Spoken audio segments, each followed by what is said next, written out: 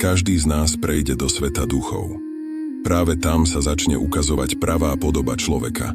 Preto sa ľudia od pradávna pokúšali nájsť spôsob, ako do neho nahliadnuť ešte počas pozemského života. Po fyzickej smrti pokračuje naše vedomie ďalej. Smrťou sa existencia nekončí, ale iba zmení svoju podobu.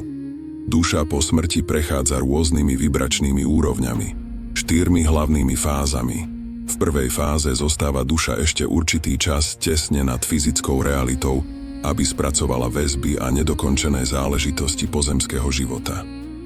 V druhej fáze nasleduje komplexný prehľad celého života. Presne tu začne človek hlbšie chápať svoje činy, pocity aj vzťahy a postupne nachádza vnútorný pokoj. Tretia fáza už nie je viazaná na pozemskú realitu ani na emócie z posledného života. Duša začne dopĺňať to, čo jej v predchádzajúcom živote chýbalo. Časti jej vedomia sa prečistia, aby bola pripravená na ďalší krok. V štvrtej fáze po dokončení očisty duša zhodnotí, čo sa naučila, akú karmu vytvorila a čo sa ešte potrebuje naučiť.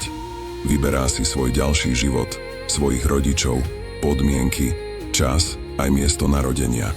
Každý život je ďalším krokom na ceste k láske a k pochopeniu svojej božskej podstaty.